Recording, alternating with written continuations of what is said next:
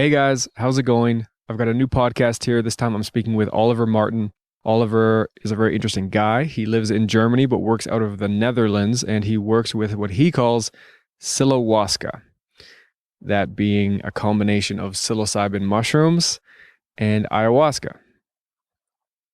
And I'll let him explain what that means and what this sort of combination is exactly.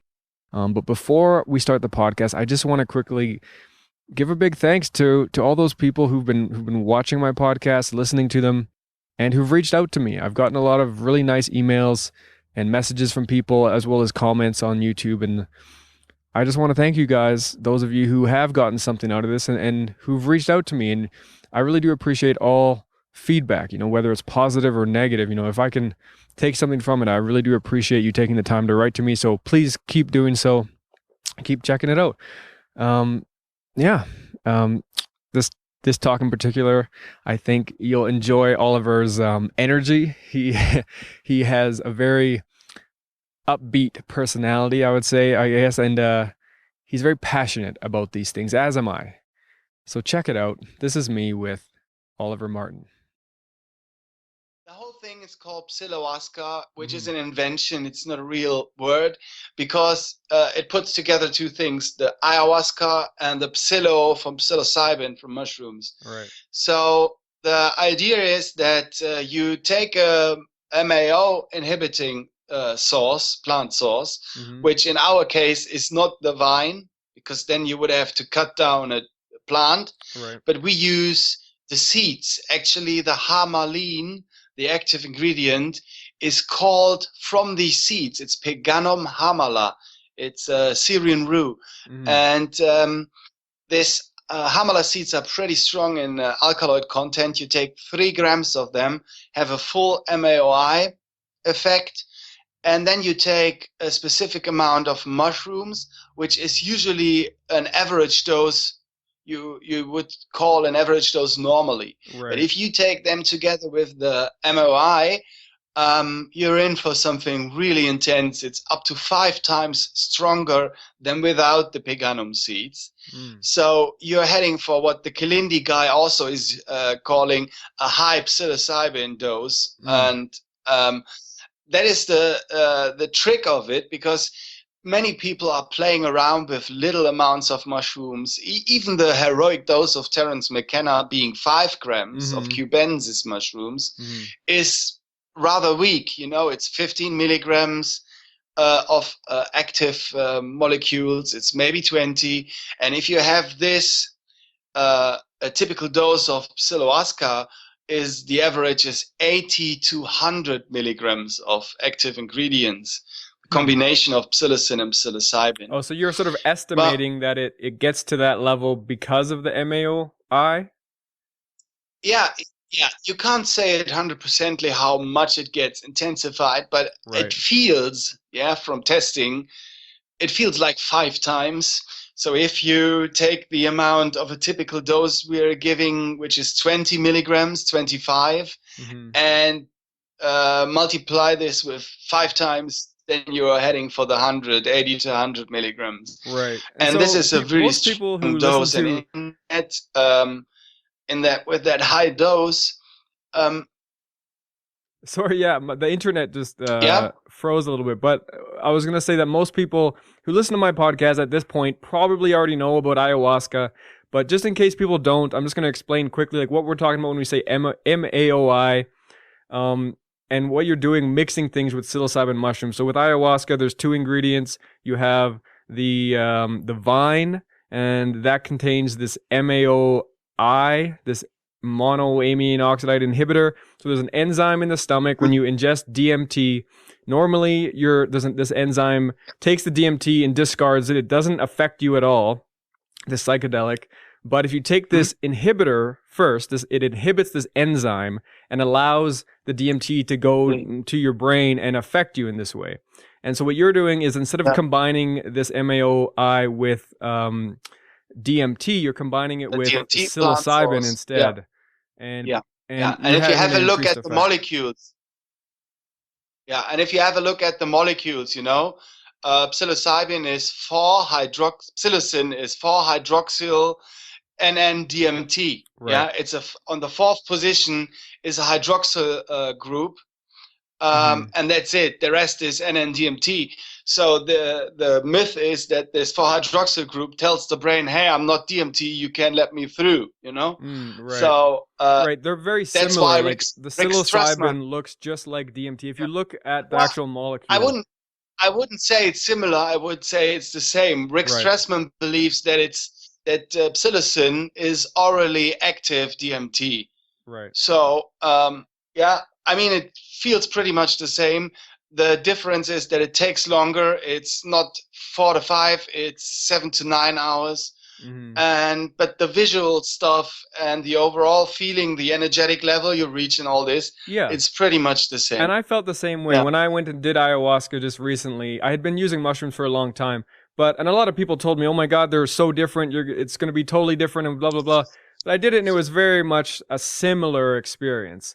But what's funny about what you're doing, by including this, and like you already said, the psilocybin is known to be basically an orally active DMT. So what's funny is that it's still somehow, I guess this enzyme is still doing something to inhibit it a little bit, It because it is. seems Yeah. like the MAOI, the inhibitor, by inhibiting it, it does increase the Yeah. psilocybin, even Yeah. though it's already orally active. It's kind of funny. Yeah, that's pretty interesting. And I wasn't, I wasn't guessing that it would be like this when I first tried it. Mm-hmm. So that's why I was guessing it is maybe 2 times or so. But over the time, we found that it is 4 to 5 times really the increase in effects. And the other thing is that the peganum seeds, the hammerline, gets you in a very, very cool mood. It gets you in a antidepressive mood, in a tranquilizing mood, and in that feeling, in that position, you're much more open for the mushrooms then, and you're having less anxiety, and it has a really, really beautiful effect. And the great thing on both is it's just a tiny amount. It's 3 grams of the peganum material and only few grams of the mushroom material. So overall, you have barely 6 grams in your stomach, Right. which should be empty before. So there's not much to purge. Right. Even if you have to, it can happen that people have anxiety, and the anxiety drives up the stuff of the stomach. But if you drink just a small cup of ayahuasca, that is plant material, which is disgusting, and which is, once it is in your stomach, it wants out immediately. So before it even gets into action, because you know that ayahuasca both is mixed, you take it in, it takes an hour before the hammerline starts to work. Yeah. Then the DMT starts to work. And this is all different with the psilohuasca, like we do it. You get hammerline, you get hamala seeds, 3 grams. Mm-hmm. They are active after 1 hour. Then we give the mushrooms. Right. So you take you take the inhibitor first. Yes, you're in a fully inhibiting state when you take the mushrooms. That is helping with the overall anxiety release, Mm-hmm. and it's helping with the fact that you're on full MAOI at that moment, and that after 5 minutes, only 5 minutes after ingestion of the tea with the mushroom material, you're gone. We have many people saying we play 3 songs with a little bit of melodic character in the beginning, before we start playing Brian Eno ambient sound throughout the night. In the beginning, we play 3 songs with moving titles, like 3 Little Birds of Bob Marley. All you need is, baby, don't worry about a thing. That's the idea behind it, to help people relax a little bit. Yeah, really. And we have Richard Ashcroft, Got My Mind Meditating on Love, Human Conditions, and we have All You Need Is Love from Beatles. And when these 3 songs are reaching their end, people are gone already. We have all the time, people say, I couldn't barely hear the 3rd song, Right. So it's really fast active, and that's the difference. And like I say, you have less material in the stomach, and it doesn't come up easily. Right. So purging happens, but it's not. I talked to someone else who talked about when they did ayahuasca, they've done it a bunch of times. This was on the podcast actually. Someone else I had spoken to, and they mentioned that they had gotten sick a lot, but what they started to do was to take this, to chew on the ayahuasca vine or something beforehand, just to get the inhibitor active before Mhm. they drank the ayahuasca, and that seemed to help quite a bit in, I think, different ways, in maybe making it stronger, and also the queasiness, the sickness Yeah, subsided. it's not the baddest idea, but the best idea would be just to take harmaline, hamala seeds, Right. because that's the secret behind it. Why we also started it. Yeah, you don't have to cut a plant imported on the Amazon worldwide. Yeah. You don't have to kill a plant, yeah, and import it from out there into Europe to do this. You can take the seeds, which are super cheap and absolutely how you say, sustainable. Yeah, Yeah. they Yeah. grow themselves. It's just seeds,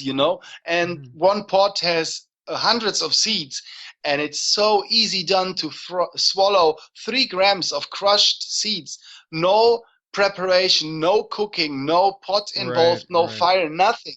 It's just pure naturally in there, Hmm. and that is a different message than having a pot, cooking the stuff, Yeah, cooking it right, sure. And different mixing it. from, like you mentioned, Kalindi as well, who talks about high doses, Yes. but he has to ingest 30 grams, which, and Yeah, that's I tried to take a ridiculous. lot of mushrooms, and oh my God, I took like 15 grams and I I couldn't heard. finish it because it made me sick. It was so Yeah. much. So I can tell you we have a very strong species we use. So the material is so potent that you only take 2 grams of mushroom material. Right. And that in addition to 3 grams of seeds. Wow. We have people having done endless ayahuasca sessions, being on this quest for healing, the never-ending search Mm-hmm. of the ego to Yeah. to be a better person. That's all the secret behind it. There's a lot of romanticism attached to this ayahuasca community. Yeah, You a lot, know, yeah. people are offended when I say stuff like this. I'm just saying. So they are just having enormously experienced, large, heavy, potent experiences. But then they come take the Psilohuasca and they're just blown away. If you read some of the testimonials on our sites, there are people who are really experienced with all this realm of entheogens. Then Mm. they come, get the sacrament at our place, and they just can't find any words anymore because they go, what you talked with Martin about, in a non-dual state, but Okay. not for 10 minutes. That's happening on the Friday with us too. You know that we also have toad secretion on Friday night, 5-methoxy-DMT on Right. Friday night. But this is just a warming up for us. And on our weekends, we have Saturday night, a 3-hour non-dual experience, and that Hmm. is really the top. You Okay. see, I'm not taking my mouth too full here. I'm always saying this Saturday before we start. People, this is strong, and once the night is over, they come to me and say like, Jesus, Ollie, Wow, yeah. wow, and they can't find word, and then you know you have these testimonials where people say everything else is peanuts. This is it, Right, and okay. this is actually why I started the whole thing. This is why we got together and started it over 2 years ago now. We've been doing almost 15 weekends. Meanwhile, not as much. I'm not traveling the world giving totes around like crazy, because I see there is a specific form needed. There's a container needed. The Mm-hmm. most important thing of any experience is set and setting, and our set and our setting is that we get the ego at ease. We have perfect food, we have amazing space venues, and we have a bed for everyone. We have full support of 2 caretakers Mm-hmm. and sober caretakers, I have to Right. add. You're not And taking anything yourself. no, never. This is irresponsible in my Well, when you're in doing my such high, powerful doses, then you'd be yeah. completely out of it yourself Yeah, if you were. yeah, Yeah. that's really, I have to take care of 14 people with 2 persons. So this is irresponsible if I send them out so far and then take anything myself, and I'm not fully on the spot with my Right. consciousness. Right. That's, you see, all this, is the container to then release and let go easily, more easily. People on our weekends are in no danger at all. It's I've been on other ceremony styles, and you got your bucket, that's your best friend, and you're let alone. You're let Yeah. alone, and this is not happening with us. Hmm. We combine shamanism because we use sacraments, Hmm. but we also combine psychotherapy because we talk about what is happening. We integrate this in a kind of safe clinical setting where we are two sober sitters. And also we implement the idea of spiritual teaching, of spiritual message, spiritual talk, Hmm. because we give further the information, and that is really important, that the most important trip starts Monday morning after the experience, because it's all about what are you doing with the information that we are all one. I Sure. mean, you asked Martin, how is it living life now consciously that we are all one and all God? Hmm. Yeah, sure. That's the point. That's the deepest teaching. And that is even a harder trip to sit down, smoke a pipe, or do some mushrooms, Yeah. Yeah. because you're with other people and you forget that they are God and you are God, and that it's not your business what they do. Hmm. Our deepest addiction is to think about others and tell them what they should do, Right. and that is Right. not our business. I mean, what do I know what everyone else does? Nothing. It's their head, it's their trip, it's their karma. So you And subscribe to and the that is same sort important. of idea then, as Martin Ball.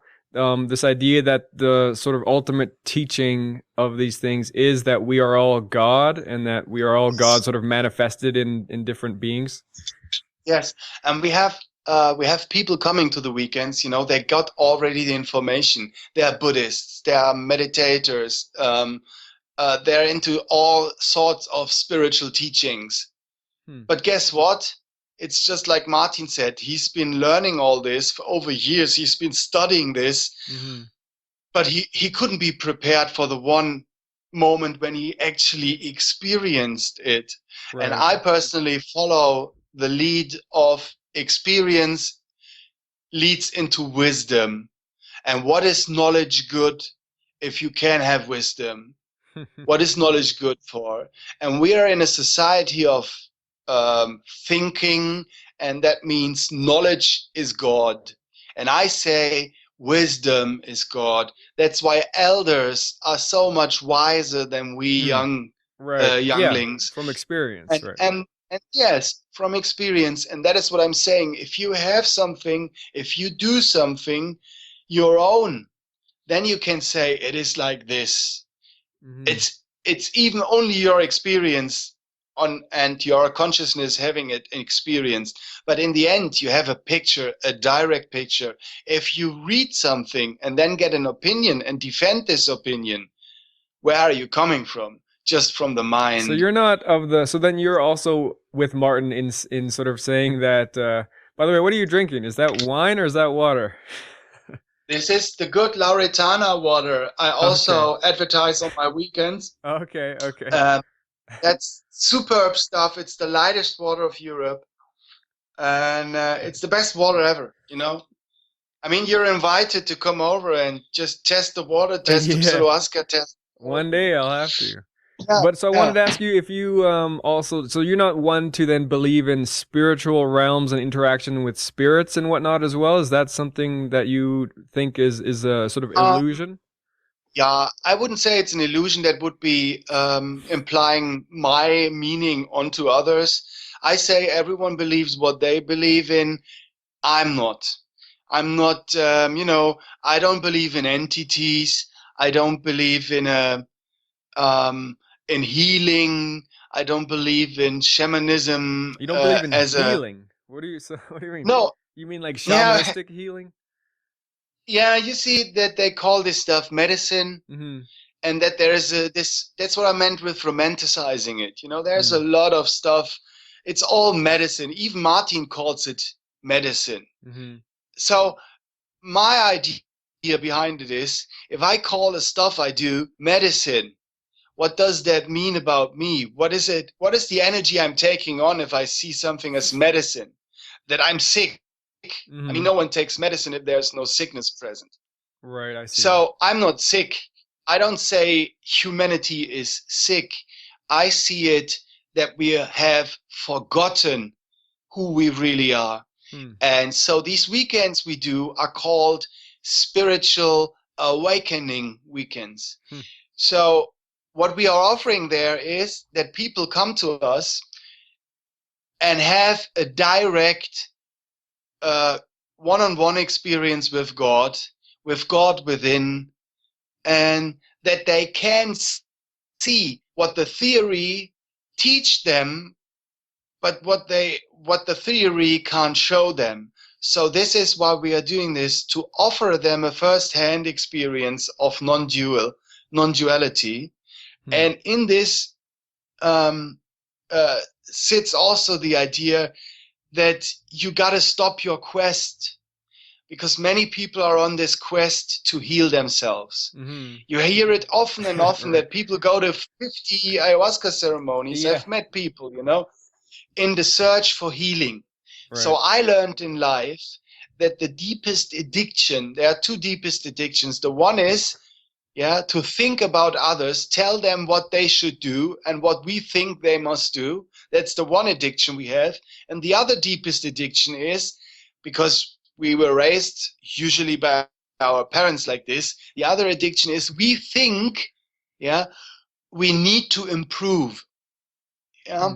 But the fact is, we are perfect as we are. That doesn't mean we are not changing, but that does mean we gotta first let go of searching an improvement and acknowledging who and what we really are. Hmm. And all the stuff we learn throughout our lives, mostly in the early years, being a young child, 0 to 6, all this stuff is just stored information in our brains. And if we think, A, this is me, that's what I really am, and second, this is an imperfect version of myself, I need to improve to become the perfect version, so mama loves me. That's the idea behind it. Okay. Finally, mama loves me when I'm perfect. Right. Like I've never been like she always wanted to have. So with Hmm. this Phelps idea we run around, and I'm not saying everyone, and I'm not saying, but it's just my idea about it. Right. Yeah. So this idea of sort of Um, learning yeah. to love yourself, that sort of idea, to forgive Like you are. yourself and Like you whatnot. are. Yeah. Yeah. But like you are already, Right. and not seeking for an improved version. And if someone seeks healing, then he has to admit that he sees himself as Mm. ill, Right. as sick Right. That in the makes that. first hand. Yeah, I see Yeah. that connection And in there. the second place, when is the healing ever going to stop? Never. Mm. Because the one thing this system doesn't want to is heal. It's the same with our medical system. Why are we giving medications from the government which suppresses the symptoms and does not heal the cause? Why? Because they don't want you to heal. They want to sell their stuff. And if you get healed finally, if you would see what the real reason for your sickness, your physical sickness is, it's an imbalance, between your energies, between your energies, it's all Mm. words. Mm-hmm. It's an imbalance in your system.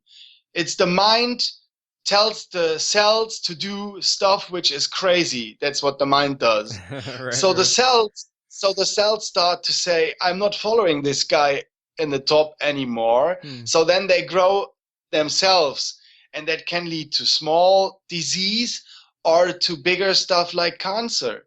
I Hmm. mean, what is cancer? Cancer means some cells in the system do what they want. Well, they They start grow growing. They just start expanding and growing, wildly. creating tumors, Yes, right? But why are they doing this? Because they don't listen to Le Chef anymore, I and guess. because Le Chef is an idiot. Hmm. Le Chef doesn't know what it is to be human. You know, the mind can't tell what it is to be human. The mind is just a biocomputer. It's just a brain. Hmm. How can a thing, yeah, the body is a thing because all this is form, things. But how can the form know, understand what formless is? It is not working. Hmm. To understand and to be formless, you got to let go of form. Hmm. But a form can't, you see, that's why we're having these It's a issues to let go paradox. into the process of 5-MeO. You know, you're Hmm. sitting there and some people are really getting into a fight to let go. Hmm. And that's because we are so attached to our form. You know, the mind is sticky like a chewing gum, you know. Right. So it becomes And this thing though when you start talking about not seeking healing, not taking these things as medicines, but it also seems like people do achieve what you could call healing in different ways through taking these things. So you can see how people think of them as yeah, medicines because you talk yeah, about cancer being formed through your mentality and whatnot and your lack of perception or whatever. These things yeah, can be used to help you improve in that way, right? yeah. But the healing is not an actual interaction with the medicine. The healing is taking place because you change your behaviors afterwards. Ah, yeah. We are all habitual doers. Yeah, Mm-hmm. most of the stuff we do is repetitive and habitual. Mm-hmm. So if we break, yeah, this unconscious habitual and repetitive pattern by changing the way we approach ourselves and we approach life, this healing takes place because we are not doing these habitual patterns Mm. anymore. This is then the healing, but it's not that you take the pill like the ayahuasca pill and Mm-hmm. tomorrow you're healed. Right. It's a failed idea. It lasts maybe 2 weeks, the freshness in your brain. Yeah. But you can see many people after 2 weeks, they fall apart a bit if they don't change. Mm-hmm. It's you see that there is this thing if you have an addiction, yeah? Mm-hmm. Yeah. See, for example, I watched a beautiful Iboga Nights, it's called. It's a great documentary I watched this morning. Okay. I mean, I'm a houseman. If the kids in school, I have time. Yeah. Mm-hmm. Yeah. So every now and then I start cleaning the house later. So this morning I watched Iboga Nights. Great movie, great documentary. Right. And so the really important thing is not to clean the system to stop withdrawal. Mm-hmm. The real beauty, and that's what it's typical, and everyone knows it, is to get out of the mold you're in, usually out of the system you're in, Mm-hmm. change friends, get Right. out of the habitual doing you have around the addiction. If you don't stop this, you will relapse. Right. Of course. and Yeah. that's and that's and that's the same with habitual stuff in any sense. You know, you don't have to be addicted to heroin or morphine or anything like this. You Mm-hmm. can also be addicted to eating bad stuff. You can be addicted to masturbating 3 times a day. You Mm-hmm. can be addicted to watching television like crazy, to use Facebook like crazy, to sit at a computer like crazy, to do sports like crazy, Sure. Yes. to Yes. make love, to change girlfriends, to, and now it gets interesting, to do the same behavioral patterns when you encounter other human beings is addiction as well. And Right. if you, this is all addictive because it is mechanisms of the mind to feel at ease Mm-hmm. with life as it is in the moment. Yeah. So Yeah. this is why the mind invented in our childhood these behavioral patterns and mechanisms to feel at ease. So Mm. this is why we are doing this all the time, because we learned it for 6 years and we implemented it and it was shown to be successful. Right. And Yeah, the I've thing talked is, about we addiction with get many addicted. people, Yeah, and like, yeah, I get to this idea of it's all just levels, and everyone has addiction. You can always relate to people with addictions because everyone has some kind of habit they don't like that sure. they end up doing Yeah, all the time, and it's just levels. If you're addicted to heroin, it's a different level than if you're addicted to yeah. sugary candy or something. Yes, yeah, yeah, I forgot those ones. And the funny thing is, the guys, yeah, having the deepest addictions of behavioral patterns, seeking power, yeah, all Hmm. this stuff. Guess what they are doing? They use your finger and in the directions of the heroin addict and says, "Poor addict, Mm. how dreadful! How can you be so addicted?" Right, right, And they right. never see their own addictions. And Yeah. that's the thing, that's how it works. And that is also part of this deep addiction we all have to fuck with other people's karma. Mm. We're running around and think what's the best for others. Right. We even don't know what the best is for us, but we think we know about others. Yeah, yeah, yeah, yeah. There's a lot of And that. A really, lot of that. A lot of and judgment this going on. is, yes, yeah, and this is the stuff I'm putting out on the weekends for the people to take home. That's where we came from. This is the spiritual teaching in Marx. I'm not teaching, I'm just sharing experiences. All Right. the time when I'm talking here, I'm sharing experiences. That's it. My trip, my experience. I share it. Maybe someone finds it useful and Mm-hmm. can use it for themselves. The same way I got these ideas from people like Ramdas, from people like Arjuna Adak, and mostly from my own experiences. Right. Once you start to see the world more conscious, yeah, it doesn't mean you run around like the Buddha. It does mean you're conscious. Hey, I'm smoking a cigarette. Interesting. Yeah.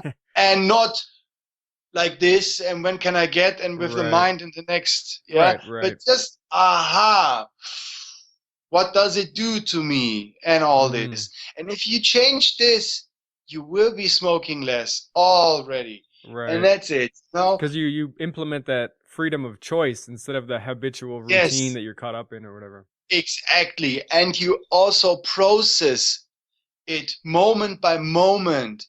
And it's meditation. Mm-hmm. It's the best thing you can do. Be focused on what you're doing in the moment you're doing it, and use your physics, use your hands as part of you. And they're your best friend. This hand is always now. It is never yesterday. It's never tomorrow. Right. It's Right. always here. Right. Yeah. And it's never going anywhere. Right. So you've been And doing these weekends, and you've been for the last couple of years, and I assume you've sort of been learning more as you go about how to do it best and how to help yeah, people get to these states themselves in the best way. And I wonder yeah, if you believe that the way you're doing it now is the best way, or if there are maybe as this sort of process evolves and more people catch on, and then maybe eventually it becomes legalized in other countries and more people can do this type of work with people, what do you think the best ways are? Like, you're doing it in a group of, I think you said 14 people. yeah. Do you think it would be better, like if there were way more people like you out there, do you think it would be better to have one-on-one type of more like counselor patient I sort of I do scenarios, or? I do one-on-one sessions Mm. as well as toad only, and also with mushrooms. And they have their benefit on their Mm-hmm. own. And you can't say the one or the other is better. But one of the biggest things, one of the biggest um, outcome of a weekend with our weekends is Mm-hmm. Friday. People get together, not even knowing their names, and on Sunday they feel like, and that will always stay with them, they feel like the deepest family members, like the deepest connection you Mm. can have. Right. and So the group and has that a is, place as well. It has another yes, sort of it is level. really, the beauty is to let go of boundaries, to to experience in a first-hand experience that there are no others, that there are just other thoughts about others, that there is no other human being. It's only, I think, the thoughts are different between each other. And I mean, you look different than me, for sure. But guess what? For someone else, you look different than for me. And for yourself, you look at yourself different even more. Sure. You know that we are never satisfied and all this. So how real is reality? Yes. You know? When it's just about each personal filter, and it's mostly, I mean, the filter is made out of experiences as a child. Again, the childhood. When we pop out of the vagina, you know, blank. It's pure God. We are as pure as we can be in a human form, you know, when we pop out. And then we start to learn and learn and learn and learn. And we have these filter mechanisms to filter the world around us. And everyone has a unique filter to do this. And so that's why I'm saying, how real is reality really? You know, yeah, so that's it's the for question everyone. that always sort of comes up when doing this type of thing. That's one of the probably the most important things I ever learned from doing any of these psychedelics, is just you kind of realize, because I haven't really subscribed to anything yet. I don't know if the ultimate truth of reality is this sort of we're all God sort of thing, or if there are spirits or whatever. But one thing I do know, just from doing these things, is that there's more to this than what we see. Than this reality we see. I don't know that this is it. I'm actually very sure there's something else out there. And that alone gives me a lot of inspiration and eases a lot of anxiety, because I know that we don't know the whole story yet. And that's a big part of this whole thing, I think. Let's keep it with this. You know, I don't want to sit here and say we're all God. Yeah. It's because, you know, it's just my experience and just my idea. So one thing, and that is most important really, I mean, what's the point in running around and say we are God? Yeah. yes. No, honestly, there's no point in it. But what makes a difference, dear, is how do I approach other humans? Yeah, for sure. Yeah. If I change my behavior from judgmental, yeah. If I change my behavior from putting on them emotions like anger and frustration and fear and all this stuff, putting on someone, if I take this away and then see firsthand how the relationship changes, how the most beautiful moments are suddenly available with people you, for example, take the person you hate the most and stop doing this. Just stop hating him or her, and then see what that already changes. And in this process, also acknowledge the fact that he or she is a human being. Nothing more, even. Just acknowledge the fact that that she or he is a human being. That changes so much. And it doesn't matter if you think we're a God, you know, it's all titles again, you know, it's all sign.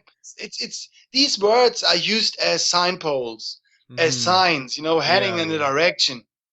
And beyond that is what it's really about. But we can easily get lost. I call this spiritual ego. We can get easily lost in the idea about it, in the sign, and not what it is about, you know, where it's heading to, but in the sign. And this is what I'm also saying. You know, I hated my dad. I have been telling this, I guess, on every podcast, yeah? But it's the truth, you know? I hated my dad so much. I was at some points, I was standing eye and eye, you know, and I said, hit me and I fucking knock you out. Right. it was Christmas 15 years ago. Yeah, I Yeah. guess, or 10 years. Let me think. Yeah, 15 years ago, at 25 or something I was. Yeah, it was Christmas. And I said, just so you know, I'm grown up. If you punch me, I knock you out. I swear to God. Right. And I looked at him with disgust and with anger and all these games, you know? Mm-hmm. Then I left, and for 1.5 years, I didn't have contact. Then I met my wife, or she met me, or life let us meet. And slowly I got back to my parents because she said, hey, come on, you don't want that. It's not you. Mm-hmm. Don't be so hard. And she has her own issues with her dad, for sure, who Mm. doesn't have. Sure, yeah, So, you know, I got back to him, and there was always this level, this typical ego level of forgiveness. I forgive you, but, you know, Right. but it's ego. It's always but. I love you, but. Right. And this but says, next time you fuck with me, I'm gonna really be pissed with you. Yeah. That's the apology the mind says, Right. I forgive you, but, No, I've never fuck with me I've again. also experienced the same thing with people in my life who I grew up when I was younger, especially like as a teenager. I had a lot of anger and a lot of Yeah. hate towards certain people, and it was I would say for sure my use of mushrooms around when I was a young man or a younger man. They definitely Uh, helped me with that. It helped me Still young, yeah. help me forgive these people who I hated so much, but then to understand that they're just trying to make things work too, and they don't know what's right or wrong, and they're just guessing too.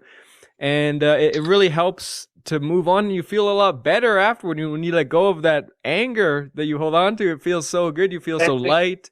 You feel like you can be friendlier to everyone because Yeah. no one's gonna get that out of you Yeah. anymore, kind of thing. It's Yes. And although the mushrooms played a role in all this, mm-hmm. the truth came through you. The Right, truth came not through the mushroom, it came through you. The right, mushrooms just pulled the plug of the mind and let you look more deeply into it. right. And that's it. Oh, And just to finish that, sure, when yeah. I 5 years ago, when I had this immense dose of Psilohuasca, Mm. I've had it 10 years ago, but I repeated it 5 years ago. And at that moment, the process for me was at the end. So I was ripe. I was ripe to open my eyes and understand mental, not thinking, Mm-hmm. but from the heart. Is it called mentally? Yeah. From Mm. my heart, I understood. Yeah. You're right. What it is about to love, and what is love about, and what it means to be one. And since that moment, I never have been seeing my dad, as the person I hate, as this guy who behaves like a dick, as all this stuff I attach to him. And since I'm not doing this anymore, all his games he played with me and all mine were falling apart like a brick, like Right. bricks of a wall. And so now we look into each other's eyes and we're melting away, both of us. It's just, Right. it's the most beautiful and attachment-less Mm. relationship I have. Right, because when Really, you it's when like, you stop playing whatever game, if you yes, refuse to play yeah, the sort of fuck you yeah, game, then they can't play either. yes, If you need two yes, people to yeah, play, and right? they don't do it. Yeah, yeah, two tennis player make a match. Yeah, Yes, yeah, and the funny thing is, the really funny thing is, I also learned that there is no such thing as hate. yeah. Mm. Yeah, hate is not existent. Guess what hate is? Hate is love. But you You're gonna have to suppress it. explain You that keep one. it. You hold it back. Yeah. You have Okay. this love. I had this love from my dad in me, and it was so immense. He's my dad. I'm Right. a guy. Yeah. And I'm a boy, his boy. And I loved Yeah. him so much. Right. And I had this love, and I put it away and I suppressed it because he didn't love me, or he wasn't taking me. And now it comes, he wasn't taking me as I am. Mm. He was wanting to me wanting me to be like the picture he had in his mind. Right. And so what he was doing, what we all are doing every now and then, and in bad relationships the worst, we make the human being, the living person on the other side, into a thing. When we Right. when we apply thoughts on her or him, because you see, again, this is form. Behind this, it's like namaste, here and there is the same place. My inner self is greeting your inner self when I'm making namaste. Hmm. But this is the formless that's behind my body, that's behind my brain. And when this brain thinks, Carl, you're a dick, yeah, or Carl, you're a something, Yeah. yeah, Yeah. then, and I believe this, if I believe this, then I make you Mm. being a human being, Right. a living being. I make you into a thing. I Right. Right. attach you with a thought, Sure. and the Yes. thought is the thing, and I see you as a thing. And guess what? That makes me to a thing, Right. It's because about the I idea of separate. projection and whatnot, Yeah, projecting yeah, ideas onto people. And that's something I see a yes, lot actually, and that I would like to talk. It's this idea that people have these days. I hear it so much. It comes up. So people are often, I think a lot of people, white people in North America for sure, tend to be afraid of being racist. It's a big sort of yeah. idea. Everyone's afraid of being It's like labeled a in Germany. racist. And so a lot of people are pointing fingers at everyone else and say, oh, this guy's a racist. He is a racist. Like, they think that's all he is or whatever. And I hate that. I hate this idea that this labeling of people, this guy's a misogynist and a racist and an asshole or whatever. Whereas if Mm. you just kind of you take it down a notch and just realize like maybe some people are gonna exhibit a racist behavior now and then or say a racist thing or whatever, but it doesn't make them just a racist or whatever. I just hate that Yeah. idea that people have, that people do that, the finger pointing all the time. Yeah. But it's because I said it's the deepest, one of the both deepest addiction. Yeah, one is to Mm. improve yourself, and the other is to judge others, Yeah, to yeah. mess around with other people's karma. It's not my business what you do. Point. End of the story. Yeah, yeah. It's end of the story. If you are my child, even then, end of the story. If my three children, yeah, three of them, Mm-hmm. and I raise them with love. That doesn't mean, I have to play daddy for them. If I don't play daddy, they can't be kids, and they would miss something. But Yeah, if I would put my shit on them in my role as daddy, I would lose it. right. So it is a really thin line you're walking. And actually, honestly, this is the real trip, man. Fuck mushrooms, fuck ayahuasca, have children, have kids. And you Yeah, gotta learn for 10 lifetimes. right. Yeah, It's intense trips. And to raise them consciously and with love doesn't mean you shouldn't parentize them, but it does mean that you play parent and you play daddy right. lightly. And lightly means if you get upset, take a step back and maybe apologize if you've done wrong, Mm-hmm. but go out of it. Right. So Leave the the road. idea is not to like when we talk about these things, psychedelic people often talk about like dissolving the ego and getting rid of your ego and stuff, and not playing these Who is roles that we saying are, this? not being Who is me. saying this? The Right. ego. The ego Yeah, wants to yeah. get rid of But things. it's Yeah. this idea that it's not you have to discard all of these roles that you play, whether it's being a father or No. being who you are, but it's just being aware that they are roles so that you can take a step Yes. back now and then and not get Yeah. attached to it too much, you know. But you still have to Exactly. And play it a bit. You still have to yeah, be sure. into these And things. what is the joy in if you're not playing games anymore? Then you can easily die. Yeah, I mean, yeah, see, my experience with this mushrooms, this crazy Psilohuasca stuff, yeah, yeah. it was, uh, the experience I had over 2 or 3 hours was oneness.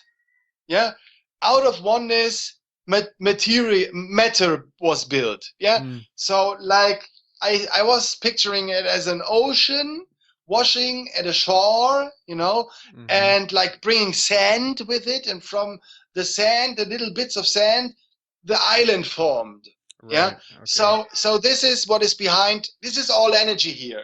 It's loose or thick, depending on how we see it. Yeah. So thick, yeah, loose. Yeah. Right. So yeah, no, you see, it depends how much space is in there, and it also depends how high it is vibrating. Yeah. The higher it vibrates, the atoms, the higher, or the whole thing, the thinner it is, like water, ice, water, steam. Right. Yeah. What is happening? The space between, from the energetic level of the atoms, is changing. Right. So that's why it changes their form. Yeah. Right. This idea of this but it's still there. and whatnot. It's still there. Here's everywhere steam here. Right. Still we don't see it as ice because it's so highly vibrating. Right. And I want to ask you about one thing in particular, actually, that I've heard you mention. I listened to a few of your other interviews and whatnot, and you mentioned this a couple of times.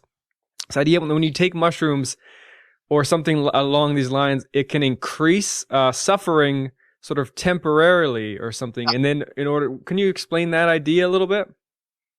Yeah, see, there's another thing which plays into that, which I love to say also.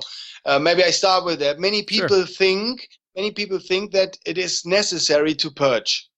Right. Yeah. With ayahuasca, so they take yeah. They take ayahuasca and they find it so lovely and important and cleaning and all this. Yeah. As a matter of fact, DMT and peganum or harmaline, it's not getting you any nausea at all. You extract the crystals, you use plain DMT, no nausea, not a single bit. Yeah, nothing. The plant material and all the stuff and crap which gets cooked into the brew, this is getting your stomach cramps. This is making you nauseous. This is what's letting you vomit and purge. So, but the ego is typically thinking, the mind is typically thinking that we need to suffer. Because, that's an old idea we have from mama at home. You've done wrong, you gotta suffer. You see? So we're running around thinking we are imperfect. Yeah? So we want to improve ourselves. If we think we are imperfect, we have done wrong. If we think we have done wrong, we need punishment. So people are usually thinking, I need punishment. It's a good thing to have suffering, and in this case, to purge. Yeah. So the thing is, the overall experience to take a sacrament is what? Getting the mind unease. Yeah. That means hand, cool. This is a hand. Yeah. It stays like a hand. This is a bottle. It stays like a bottle. Imagine this bottle would be liquefying this second now, melting in my hand. I bet you would be like, what the fuck is happening there? Right? Yeah. So, and underlying this what the fuck stuff would be fear. Because if something is not right, is not normal, it is wrong. It is strange. It is something weird happening. And what is this? Unknown. And what is the most fear we have? Of the unknown. For sure, yeah. Because why are we afraid to die? Because we don't know what is happening. Absolutely, yeah. No one told us. There were no movies being made about it. So running around, with this fear. So then you take a mushroom. Or you take an ayahuasca, or you take another sacrament, and guess what? It fucks with your senses big time. Yeah? And whoops, that is a greenish something, but not a bottle anymore. This is well, how many fingers are these? Right. You see, It messes with your that perceptions and whatnot. that gets you ultimately unease. So you're really at unease, and you're getting fear, and that is what suffering for the mind. And that's why I'm saying the suffering gets intensifies. And if the dose is so unimaginably and unbelievably and overpoweringly, with this Psilohuasca, you have this easy, is so strong that it blows you away, that at some point you do what? You give up. You let go. Right. And that is the release. And that is why it's so beautiful. And now back to the fact that this is happening all the time in life. You know that Buddha says all form, all life is suffering. Right. Yeah. Sure, I've heard that. Yeah. Yes, it's one of his beloved ones. Yeah. So all life is suffering. And look at your life. It is suffering.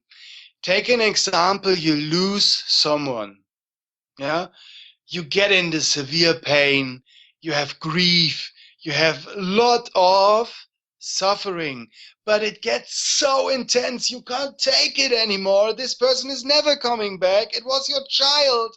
How could God do this to you? All this. You are suffering. You're getting sick from it. Your physics change. Your body gets sick. You're so intense suffering. And then at some point you open up and say, well, he or she or my child or whomever is not coming back from my grief. You gotta move on. Right. And then you feel much, much, much lighter and better.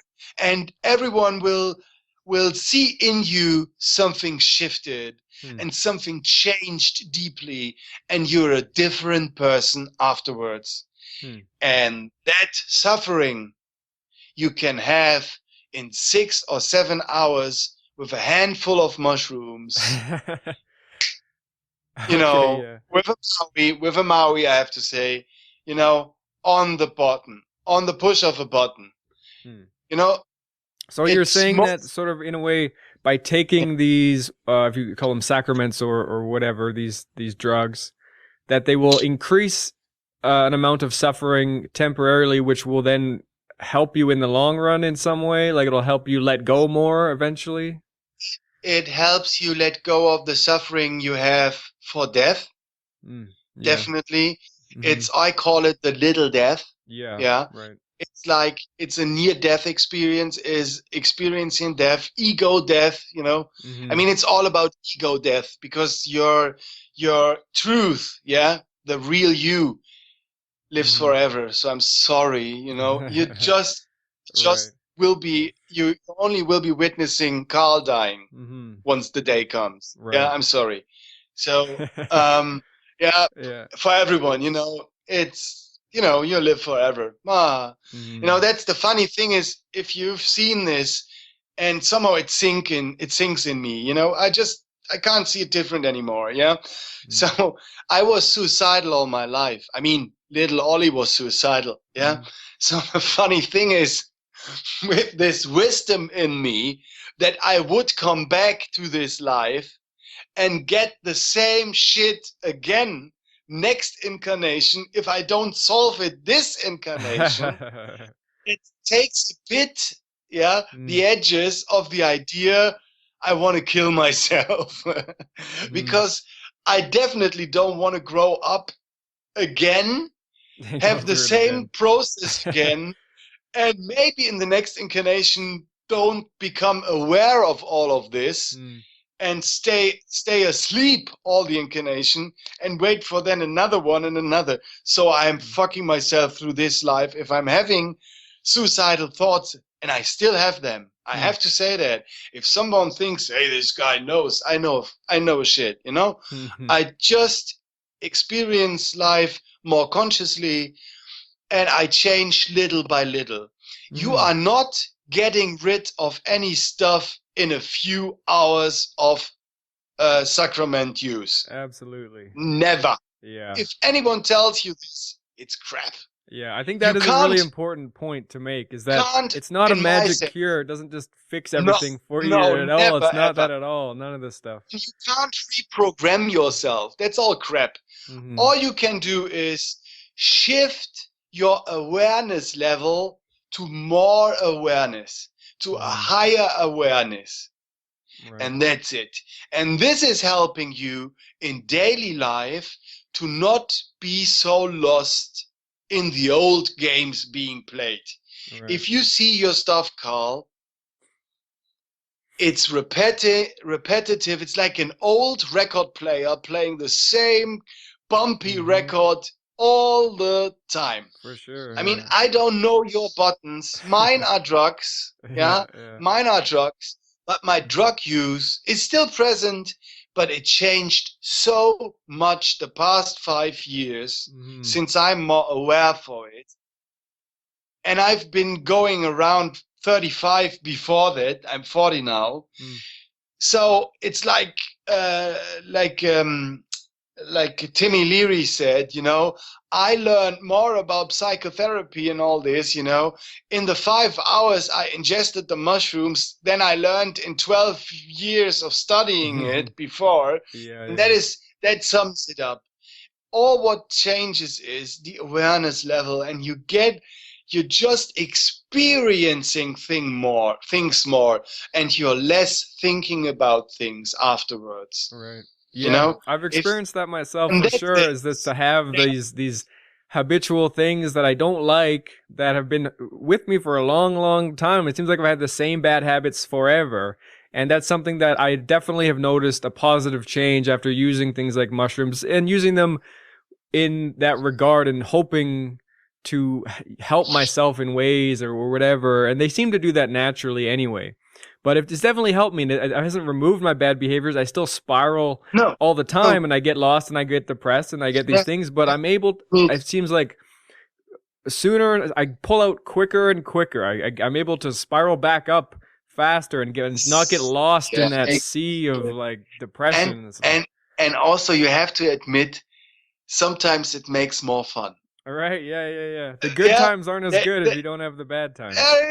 There is a level of fun involved now. Yes. There is this, you see, you sit there like me, you know, I stand up in the morning 6:30, yeah?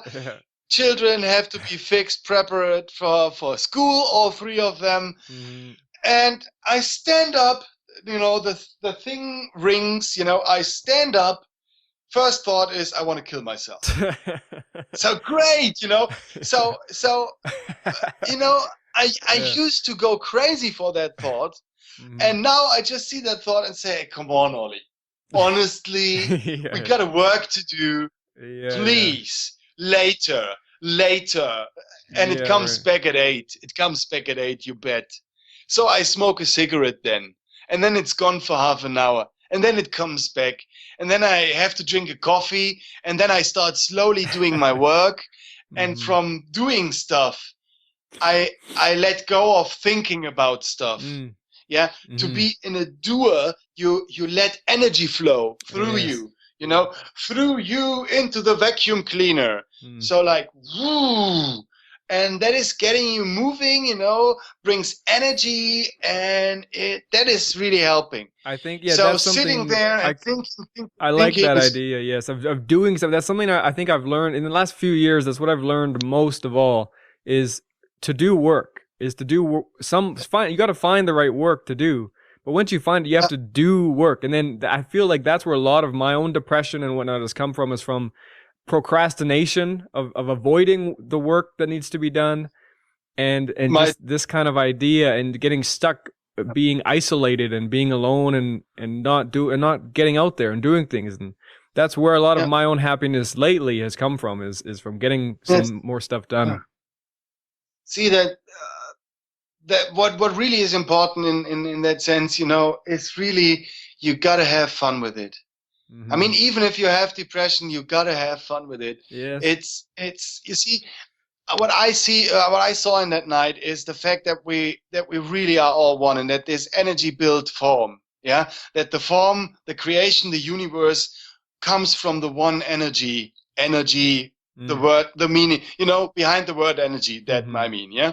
Right. And the funny thing is that is only one, like this, and this one is one, Yeah. can't watch itself, can't see the genius, can't experience the genius that it is. How? It can't even see itself. So that's why the idea came to create two. One looks at the other. That's So, funny, yeah. and all the stuff happening here, all the molestation, all the childbirth, all the sunrise, all the rain, all the bombs falling in Hiroshima, and all the hippies taking acid, and the making love of all the people, and the starving of the children, and all the stuff, everything is the coin, both sides, and it's all in balance. Yeah. You gotta have the atom bomb to have LSD on the other side. It's balance. That's funny. It's the balance of the force, it's Jedi stuff. Yeah. And and this balance, and this balance needs to be in everything, because all things come from the one. And this balance to be in the middle is in you too. When I was addicted to marijuana 14 years, I was equally as addicted to the thought I need to stop. Yeah. I know what you mean, yeah. All the time I was thinking I need to stop. I had to do it again. Yes. And then I finally realized that I have enough, and that I don't need to do it again, and that I don't need to suppress it anymore. Right. And now I'm not suppressing it, and I'm not doing it, but every now and then I'm smoking it. So I'm not having the fun I used to have with it, but funnily, I can have more fun, than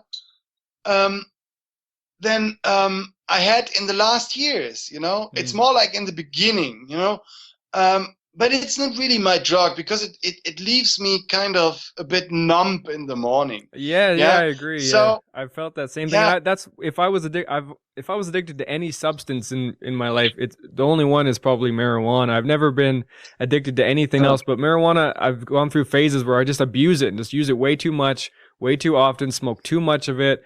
And even recently, coffee. I've never really been a coffee drinker, but just this last year or so, I've gotten really into it. Now I have this morning routine of drinking coffee, and now it doesn't even really affect me like it used to. I just do it because, and I feel I get headaches now if I don't have it and whatnot. Yeah, I know that. Yeah, dearie, I'm a drug addict overall. I am. I honestly am. It shifted, and like I say, I'm not really addicted constantly to anything anymore, but I still every now doing the one or the other thing, and still I'm though more for the natural stuff.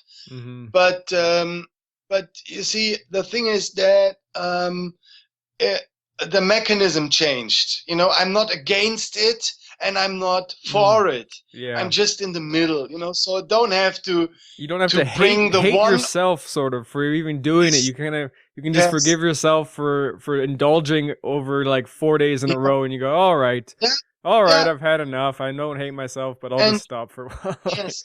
Yeah, but this is the thing, you don't take on one side or the other. Yeah. So you don't have to take then on the other side to come back into balance. Right. So, when you are in balance, you can sneak on the one or the other side, but it does, you're not forced on the other side. Right. So you're dragged back in the middle. Right. It's just like, yeah, I know exactly. And so, and what I also want to say is this, this experiencing thing, that life built form to experience itself, the genius of itself. That means that all of the stuff is joy for God, for love, for the oneness in us. Right. So that means you say violation, Jesus, fun. Yeah, it is fun, because it is an experience.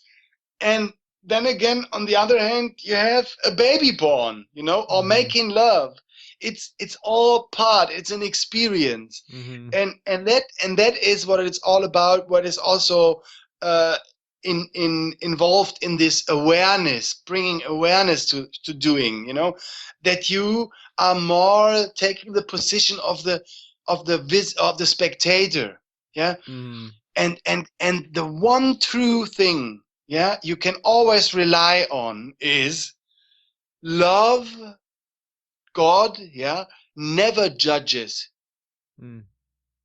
So for God, there is no good and there is no bad. Right. That Yeah, becomes that sort of non-dual thing. I started talking about this a lot with Martin on that yeah, last yeah. I podcast. heard, And and it it's becomes really it gets to that point where then you get to that point and you go, okay, well then nothing matters at all, because then no. it's That's wrong. That's where I'm heading to. Mm. If you remember clearly in yourself, that there is no good and bad, Mm-hmm. then you can still have fun doing things. Mm. I mean, Jesus, uh, Yeah, it gives I love masturbation. Yeah, I really dig it. Well, Yeah. who doesn't? I mean, So yeah, man. I know people, but the thing is, what is it good for? Yeah. not I a mean, lot. what is it good for? But it is cool. So You can I'm feel not good yet for a there to little bit. say, have you ever seen the Buddha masturbating? No. Or a guru or the Right, Pope or right. you don't know. Yeah? But you see, the thing is, I give up being a guru if I can masturbate because I Mm. love it so much. I'm also not against it, so I'm just enjoying it. But the Mm. thing is, that it's about having joy in life, Yeah, you know what? I'll do tell the stuff. one story. Sort of is the last time that I was ever really depressed, and also to the point of suicidal, at least suicidal thoughts, and contemplating that idea, and just really bummed the fuck out.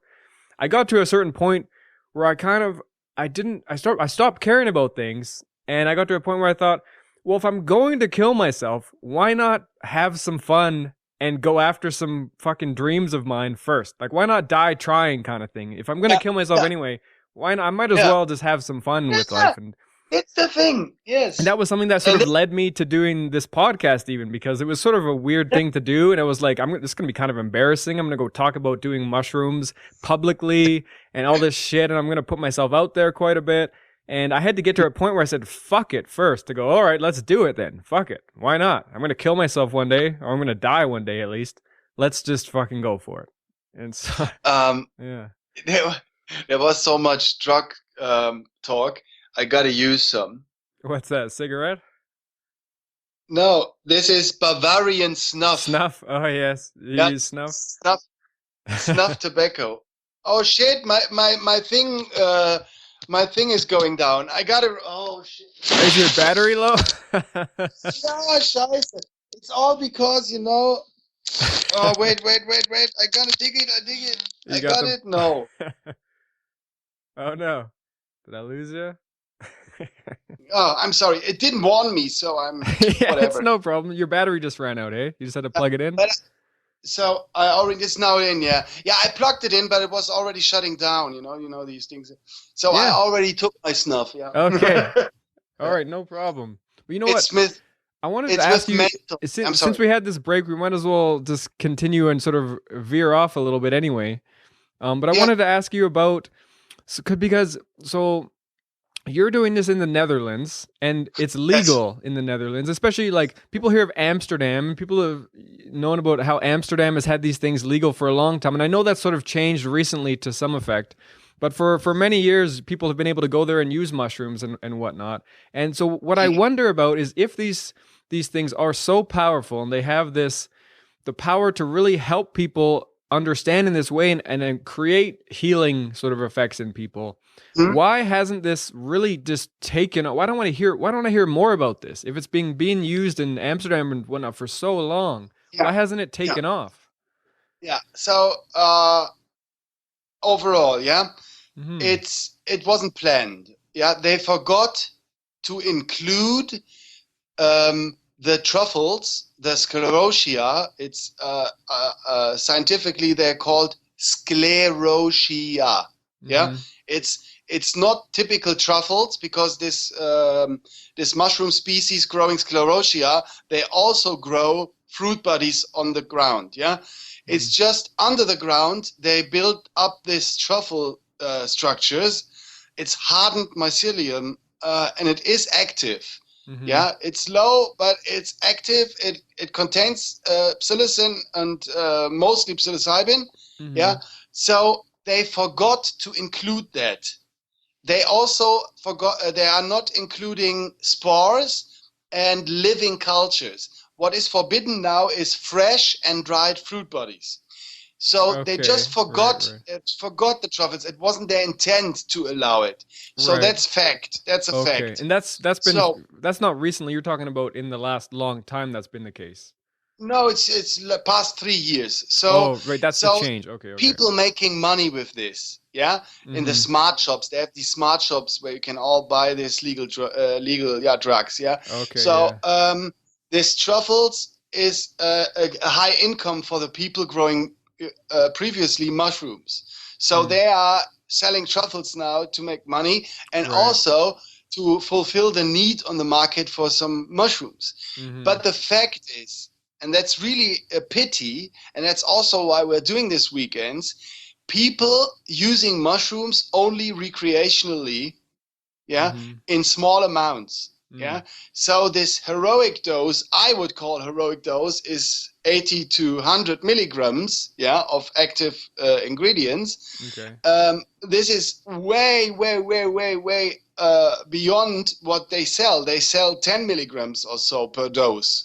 Okay. So Hmm. to achieve this, the monoamine oxidase inhibitor is needed. Right. So you're Yeah. saying then that people just haven't been getting enough, and that's why people Yes. haven't gotten to Yes. this Yeah. level. Yeah. That's exactly the fact. Hmm. Because people do not see the potential in mushrooms. It's like you see, it all started with Albert Hofmann. He Mm-hmm. says, yeah, he said, my LSD is the Porsche and the mushroom Hmm. is the bicycle. Yeah, that is Okay. crap. That Right. is Right. absolute Okay. bullshit. Yeah, he loved his child so much Mm. that he was tempted to say this.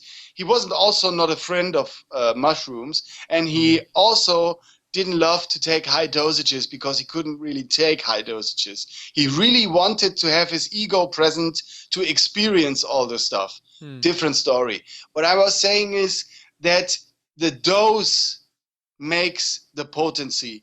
It's Hmm. like Martin, for example, something where my neck hair gets straightened up, yeah, is Hmm. when Martin and some others say 5-methoxy-DMT is the most potent and strongest Yes. and Yes. nothing can compare. That's wrong. You can have a full release, non-dual experience with plain NN-DMT as well. Okay. You Right. just have to smoke 5 times the amount of 5-methoxy. Hmm. So the dose makes the potency of a Right. sacrament. And all sacraments can get you in a non-dual state. At least Okay. the ones I know of, talking about psilocin, talking about DMT, 5-methoxy-DMT, and mescaline. Hmm. I don't know about LSD. I did a high dose, but I wouldn't say it was non-dual. But and it was 800 micrograms, so it wasn't small, yeah. But I Can I know ask you of a quick the question natural. about this Sorry. non-dual sort of experience? Because I've never gotten to a point that sounds like what you guys are describing with this non-dual. And what I wonder, especially after you've done it a few times, maybe, and you sort of know what to expect a little bit with this non-dual idea. The non-dual being like you're part of everything. You're one with the universe, etc. No, But no. Wait a second. This is a description okay, already. okay, And okay, if yes, there is something in you left, witnessing the fact that you are one with everything, then this is the ego, and that means you're not having a Okay, that's what I non-dual. was going to ask you. That's what I wanted to ask is like, if you get to this point, and even you now obviously experienced with this state, do you Yes. ever, if you're in this state, can you then remember who you are at all? Or do you have no No, recollection of who you are whatsoever? no. Honestly, dear, go back to a few weeks before when you did your 15 grams experience. Yes. Yeah. So let's go back into that moment. Yeah. So phase 1, first hour, gradually increasing. Second hour, reaching the peak, right? Sure. Yeah. So, yeah, sure. But at that point, did you reach a moment or a time frame where you couldn't say what was happening, who was having it, or what was going on at all? No, I didn't. I always knew who I was to some Yeah. extent, to some level. Yeah. So you had all the time thoughts present in you. Yes. Yeah. Okay. So you didn't reach it then. No. Yeah. So the fact is that if you would have taken 20 or 30, which is not possible from the amount, we had that. Yeah. No thanks. I think I'm all right. Then no. I'm just saying it would have been possible. I have had people having a full release dose, so to speak, not having a full release. Right. Yeah. Right. Sure. So it is also dependent if you are ripe, so to speak, in your process of going through your incarnation, if you're ripe for it. Also not everyone is meant to walk the path of sacraments. Yeah. So Sure. some people meditate, some people masturbate, some people, some people do other stuff, walk mountains, for example, or do other stuff. And all paths lead to God, I always say. Right. So you can it doesn't take a matter. lot of, There's no better or worse or faster or slower. It's just, everyone has a unique agenda, and this is met by something, Right. So when you talk about this ultimate experience, then what you're basically giving to people with your Psilohuasca combination is to get to this point where you do not remember whatsoever who you were or who you are. You're completely within a greater perception or something. The funny thing is that you are aware as you've never been before, but you can't recall your level of awareness. Right. Yeah. It's a funny thing to wrap your head around. Yeah. Because you see, in that state, when I said I was there 3 hours, how do I know that it was 3 hours or 2? If I don't have ego left, sure, good question. Because in between of this non-dual experience, you drop back for a second in your body, perceive something, store it, and that is the memory you have afterwards. Yeah, right. But most of the time frame, you are gone into nothingness, into nothingness. Right. And that you can have with 5-methoxy, that you can have with DMT in the right dosage as well. And I guess you can have it with mescaline. I didn't have it with mescaline yet. Right. But I guess it is possible. I hear from people that they reach non-dual states with mescaline. So do you think that has to be the case? Like you talk about the reason these things not being seen as like the same powerful, I know you don't use the word medicine, but this powerful sacrament type of thing in places like the Netherlands or Amsterdam specifically, where it has been legal for a long time in different forms, but you feel like because the dose is not high enough, it doesn't have that same beneficial effect? I see. You see, that would be judgment. Yeah, if I see it doesn't have the same beneficial effect and all this, it would be all judgment. Yeah, right. What I am saying is, I came back from my experience. Yeah, my wife came back from her experience. We luckily, giftedly by life, had the same experience the same night. Yeah, so the first question she said to me and I said to her was, what are we going to do with this? Yeah. The first thing was, what a great idea to invent form. And the second was, what are we going to do with this? Yeah. So she's not doing sacraments weekends. Yeah. She's working in a child hostel, in an orphanage. Yeah. So she shifted in her work to a more conscious level, implementing more love in her job. Yeah. Okay. So I do this with my kids too. We both do it with the kids. And additionally to that, I hear my calling because I am experienced with mushrooms so much. You know, I've been growing mushrooms over 20 years, so many different species, very successful. And I've been knowing, I have a lot of wisdom and even knowledge about mushrooms. So also I have this knowledge now about, and the wisdom about toads. Yeah, because I have this connection to these toads in captivity, who are very, very powerful teachers, you know, and amazing beings, very, very, very, very calm, very peaceful, the most peaceful being I know of, and that's where you're getting the DMT is the toad. The secretion, the 5-methoxy-DMT for the Friday nights. Right. We are also, because it is legal in the Netherlands, we are also offering synthetic 5-methoxy-DMT, because if there is not enough secretion, I would harm the toads, you know, or the toads are not harmed in a severe way. Then the 5-methoxy synthesized comes into place, and also the secretion has 20% actives only. Yeah, so the molecules is 20%. That means 80% is bufotoxins, which are destroyed by the heat. That's why you burn it. Yeah. Okay. But not active, and you gotta burn it, and you gotta smoke and inhale it. And so the thing is that if you use synthetic, a non-smoker can have the full dose in one puff, in just one, one puff. Right. And in the long run with the toad, it would be, and maybe a second.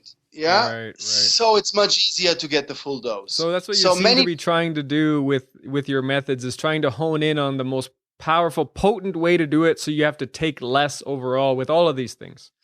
Yes. So the idea was what I'm going to do with this. So the idea is give people the opportunity to have a full release experience, to, on one hand, show them their true nature, on second hand, show them how they can learn to change behavioral mechanisms towards other human beings, because this is what this is what our society will really change. Yeah, if we change our behavior towards each other, if we stop wasting energy and stop wasting the gifts of Mother Earth, and if we start living in community, if we stop being in competition, you know, all this, that is all coming from judging each other, from behavioral mechanisms we are learned since we were children.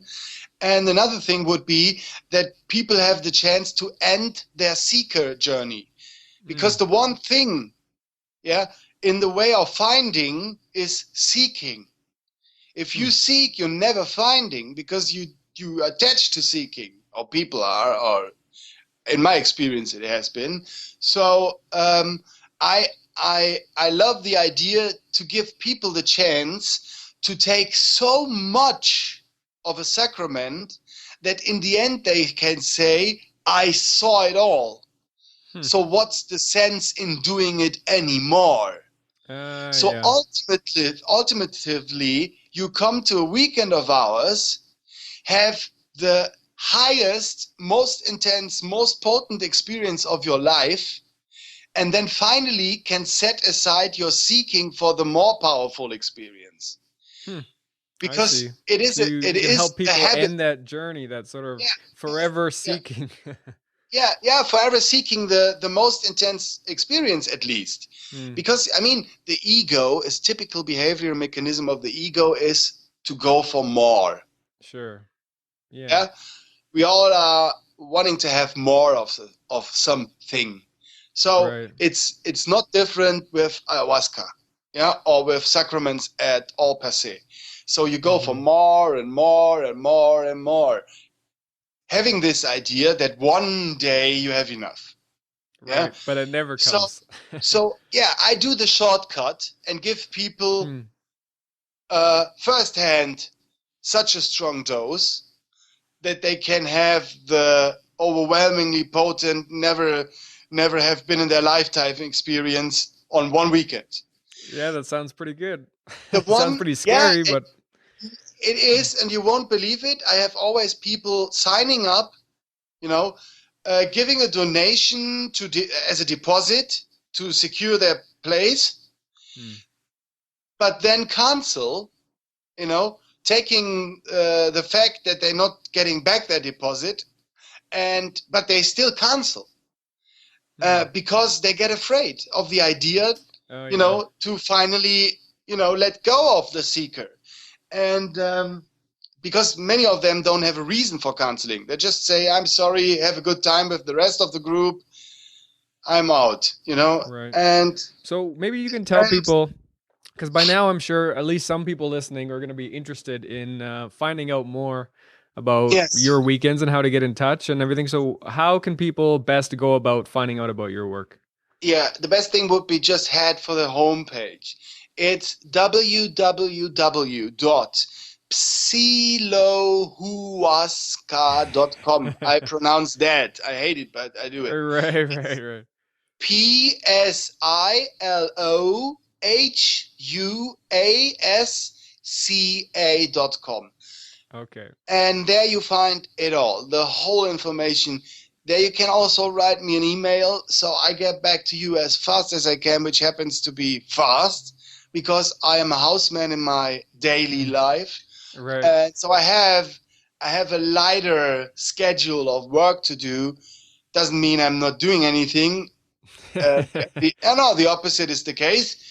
But this is a typical Fels idea about housewomen and housemen. But again, yes, yes. you know, that leaves me the time and space to do a podcast or do email work during the day. So that would be the best thing. There are Sure, and also I'll other make sure to link podcasts. that as well. And in any of the, whether you're Yes. watching this on YouTube or on iTunes, I'll have the link somewhere there as well. I really appreciate that. And there are also other podcasts. I even gave a talk at Breaking Convention this year.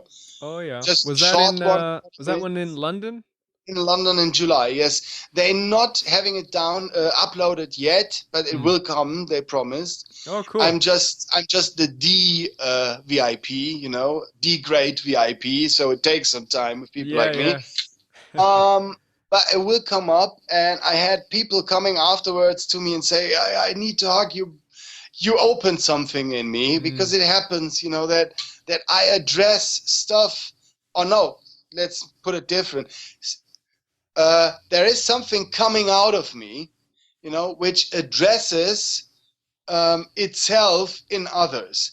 So even by talking, by letting out stuff, you know, out of this form here of this Oliver guy, it is changing something, and you know, and that is really.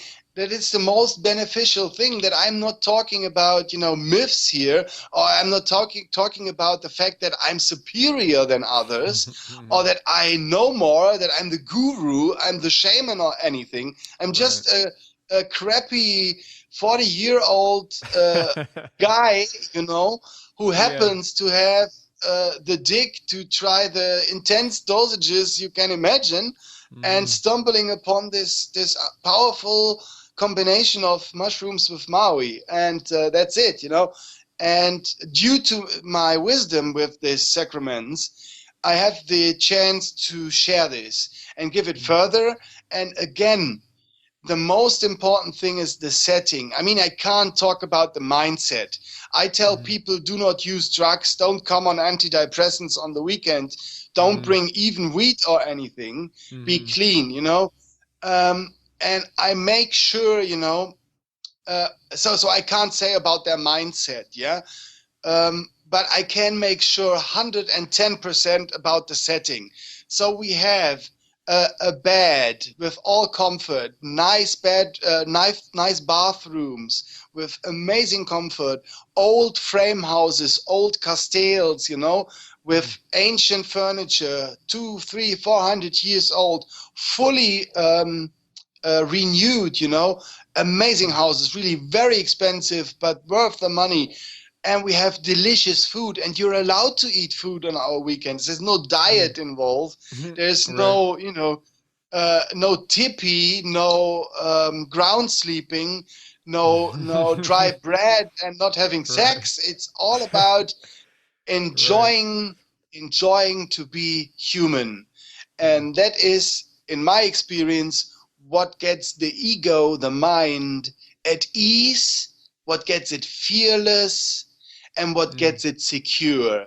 And these three things is the one that is the three things the mind is always seeking for: Mm. fearlessness, easiness, and what was the third thing? Yeah, Security? security. Yes, thank you Yeah. very much. Yeah, Right. and security. And if you Mm. have this, you can let go much, much, much, Mm. much easily. And it Right. really, man, it is so important. I don't see myself, or Jeroen doesn't see himself as a guide. We don't Mm. see ourselves as shamans, but Right. we are sitters. We are sober, experienced sitters. Right. And that's what's needed, nothing more. Mm. And that is really what has been shown to be the powerful mixture to make these weekends outstanding. And it's like I say, I may not be in the ayahuasca newspaper, and I may have some enemies from saying, guys, repetitive ayahuasca use is just another addiction. Mm. Yeah. Right. Yeah, I'm saying that. And so come to us, end your addiction, end your seeking, Mm. and finally find something, and find even more you could ever imagine from your brains. Mm. And besides that, just have a fucking great time. It's vacation, it's 3 days out in the Right. green, in the midst of nature, cool Right. people, amazing scenery, and a fun guy to entertain, delicious food. What's more, what's Yeah, it more sounds like a needed? good time to me. It sounds like Yeah, fun. It sounds like, I mean, it sounds like people should be careful too, though. I mean, I don't know. I know you talk. It seems like you talk about because of the way ayahuasca dieta sort of thing works, where they say don't eat all this stuff. They have a whole list of stuff not to consume if you're going to have this inhibitor present, because yeah, it might make other things now but it doesn't. poison. Yeah, you seem to think it does not, and it No, always seemed no, goofy. I only did the ayahuasca one time, but reading the list of diet stuff, it just seemed goofy. yeah, I it's don't know. crap. It's in my personal point of view, big sign. Yeah, Hmm. it's crap. Yeah, Yeah. it's got to do with shamanistic ritual, and it's got to do now getting back to the ego who needs suffering and wants restrictions Mm. and wants to control. That's ego. It's about to control a setting. It's Mm. about the shaman is in possession of the power. The shamanic egos. Wow, Jesus. You have entheogenic ego, shamanic ego, and spiritual ego. The worst three types, in my personal point of view, the Yeah. worst three types of ego, because once you're there, you have the feeling you know something better, and you're Hmm. further, and you need to be separated from the apprentice and all this shit. And in my personal point of view, this diet is just another thing of the mind to set up rules. Hmm. And But I guess what? understand people These might. these people these people are irresponsible in my eyes, Hmm. taking themselves stuff while their clients are in an outer space. Hmm. And what is, if Hmm. someone gets into trouble, all they need is rational thinking. Mm-hmm. If I'm myself, imagine, yeah, just let me finish. Yeah, but Yeah, you yeah. know, imagine I would be on a substance. Yeah, it doesn't matter if it's mushrooms or ayahuasca. Mm-hmm. Yeah, so I'm high. Yeah. Yeah, have you ever seen someone acting rational, necessarily being high? Woo, seldomly. Yeah, Yeah. rarely. So there is someone having issues. So I'm not acting rationally. Hmm. So I can impose even more stuff on them by my madness, which comes additionally to theirs. If I'm being sober and say, hey, dearie, just touch, just touch, be with them, and reassure them this is going to end. You look totally normal on the outer. Hmm. And I mean, I can say that honestly, I'm not having distortions visually. Mm-hmm. And that, having said that, yeah, Jeroen and me were having the same experience as everyone else on the weekend when it comes to energy level shifting, to opening up to love, to being in a space of no time, of no space. The only thing we don't have is the craziness and the visuals and hallucinations. Right. And That's I should it. ask you then, have you ever had like what are in these 2 years that you've been doing this, you must have had some people have bad experiences or there must have been some challenges in doing this work as well. Have you had anyone who's had any of these effects, maybe schizophrenic type of psychosis No, episodes no, or anything like that? schizophrenic is everyone from a neurotic point of view, from a Hmm. neurosis point of view. Real psychosis is in some sense visible in people beforehand. Hmm. So I try to make sure before I give anyone anything where I'm heading with them. I decreased the dose over the 3 years. Yes. Hmm. So I was seeing that less is more.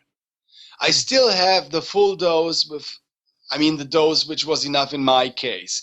But if someone never had it, they don't need two.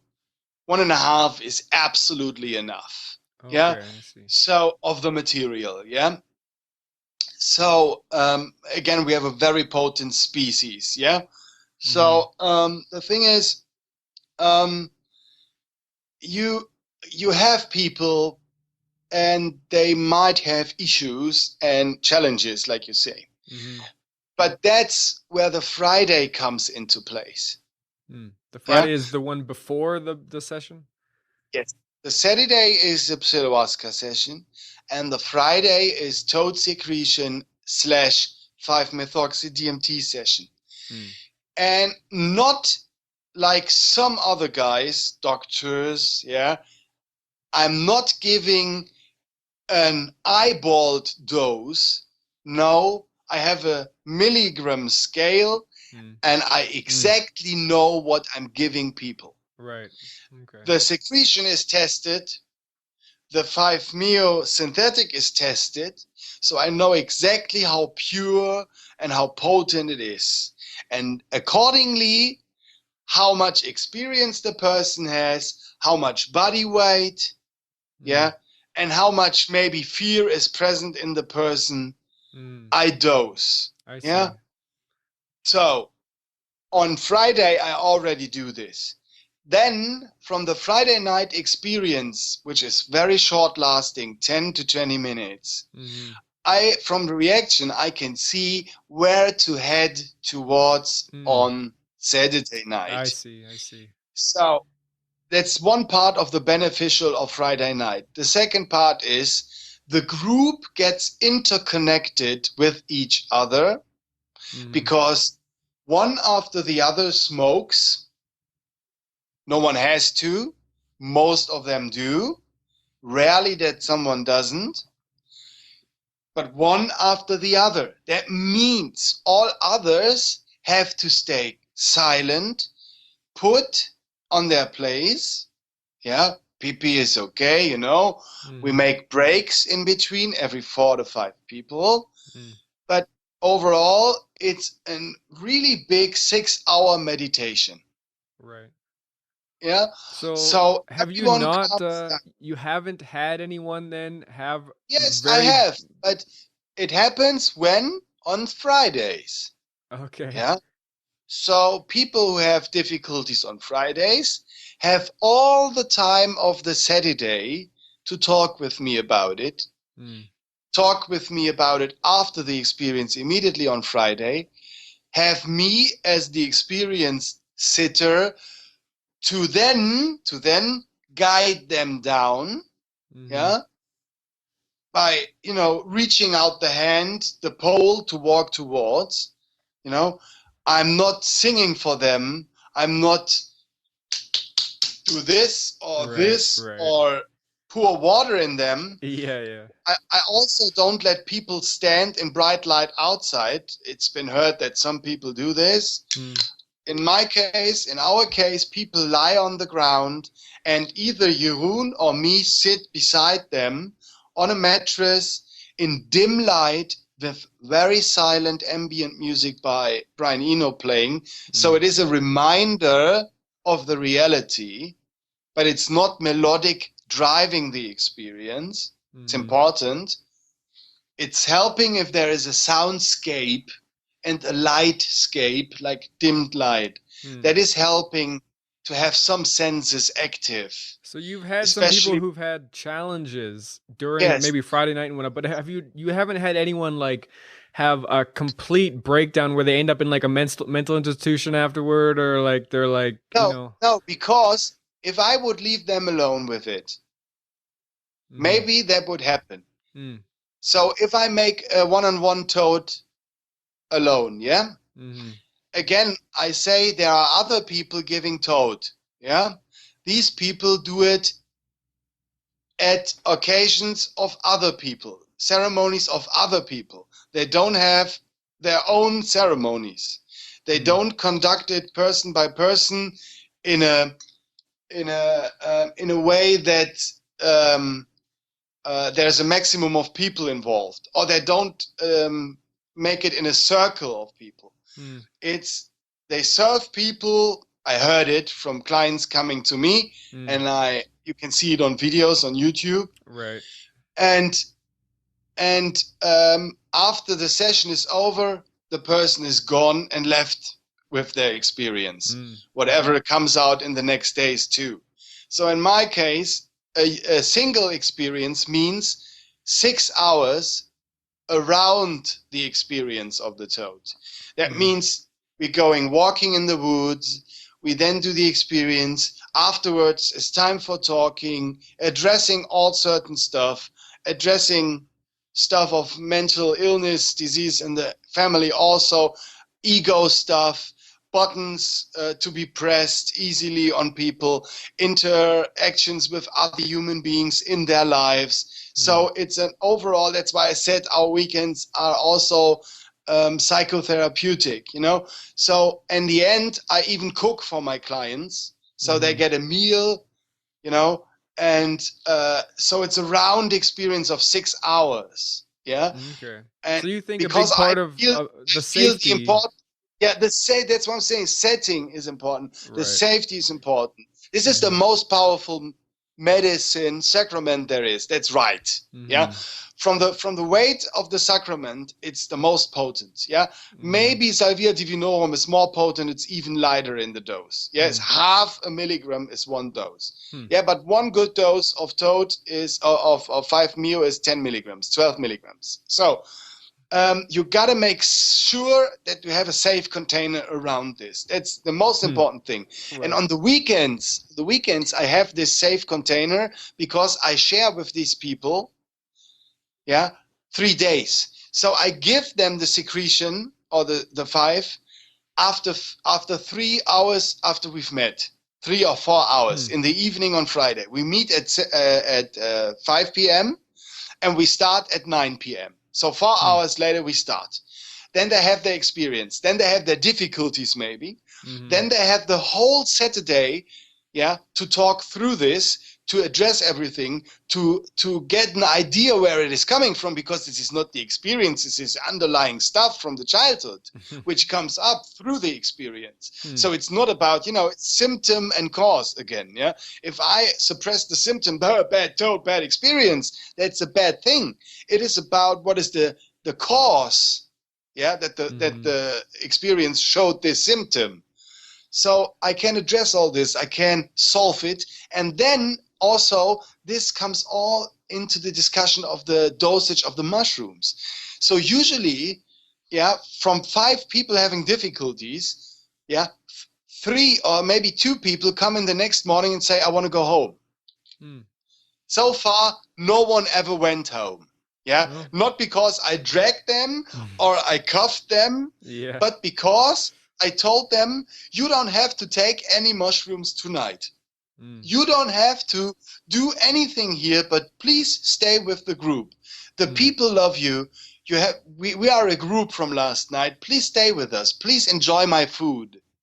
Please get what you paid for. So, and guess what? People say, I won't take mushrooms. Never, never. Guess what they're doing in the night? They take mushrooms, for sure, but they take less mushrooms. Sometimes people take even no MAOI, no Hamala, and take only mushrooms. So what I do is I say, don't think about it now. Please stay here with us. And at 6 o'clock, I ask you, do you want peganum seeds? And then in that moment, when this moment has come, when this moment is then now, then you say yes or no. And then at 7, regardless if you took MAOI or not, I ask you, do you want mushrooms? Yes or no? And then you decide, not now. And people stick with this. We go out in a walk on Saturday after evening, midday, at 2 o'clock. We go 2 hours walking in the forest and in the green, Everyone comes down, take a rest. At 6 o'clock, I ask people, and guess what? All of them who wanted to leave Saturday morning, all of them took mushrooms, and regardless of the dose, they all had a breakthrough experience. And they were okay afterward. Yeah, they were super okay. They were even more than okay. They got what they came for. And the precious thing is that the crack open experience on Friday, made it possible that only a tiny amount of plain mushrooms. I had a person, he got 1 gram plain mushrooms, no MAOI, only 1 gram. That is equally to 3 grams of cubensis. That is a really mild dose. Yeah, it can do something, but it's mild. So he got that, and he had a 5+ experience. He had a full release in that night, and he was crying all over, and he was so relieved after 6 hours, total bliss, or not bliss, but total staying at God, at God, at the non-dual. He came back, and he had so much tears in his eyes. I had tears in my eyes on Sunday morning when we say goodbye. And I mean, because he was so brave to stay, and he was so brave to take something, life granted him with a gift, with love. And that is what maybe to finish, to sum it all up, that is what I've learned from life and from all the process. Doesn't matter of mushrooms or whatever. From life I learned. If you say yes to life, and if you say, I give up something, I give things up, I give the things up, I say yes to life, then life says yes to you. And then you've been given and given and given and given. And that is really the most amazing thing, that it's all about start to let go, start to give, and not ask for what you've been given. And that this change of perception, that is what makes the difference. And so no one ever, out of the weekends we've been doing, had ever any issues, any psychologically, mental, anything, nothing. The opposite was the case for all of them. Hmm. They all had joyful experience and a deep, deep, deep opening. And not all of them write a testimonial, but look Mhm. at the testimonies on the side. It's all what I've been saying here the past 2 hours. Mhm. It's we are one, man. And It's very it's cool, surely man. It's very cool. it's I like, love you hearing know, these like, stories from you. It sounds like it's working. Whatever, whatever you're doing and there. it's working on me too, you know. I gotta say I'm so grateful because I'm been getting my healing as well.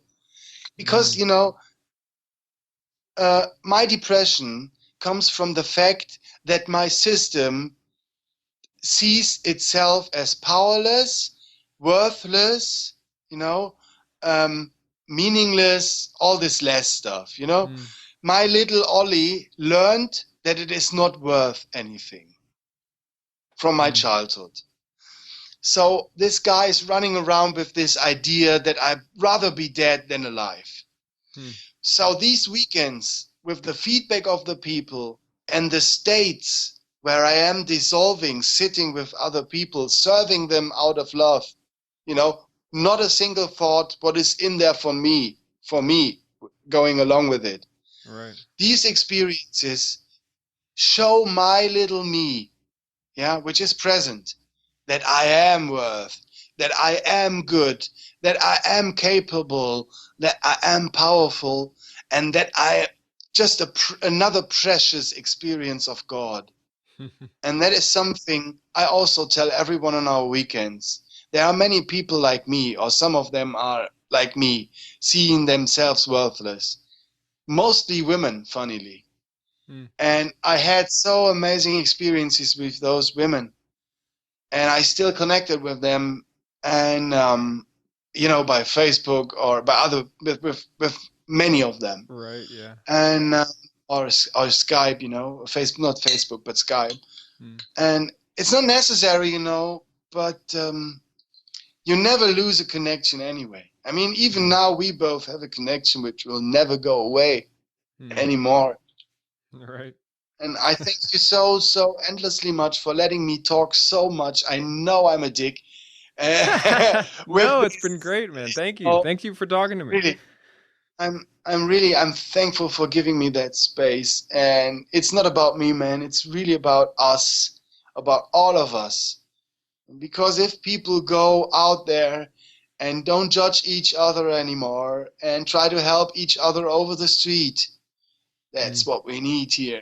That's what we Absolutely, really yeah. need. I think it's about That's what, connecting people together, and these yeah. sort of retreats that are popping up all over the place seem like a really good way to do it. And I know that when I did ayahuasca, I did it with this large group, and Yeah. I found that was part of the benefit of the whole thing was meeting all these other people who wanted to be Yeah. connected as well and coming together That's and what. having that connection with people. So Yeah. yeah, I wish you all the best with your retreats, and I Thank you hope it very continues much. to go well. Thank you Yeah, so much for talking to me.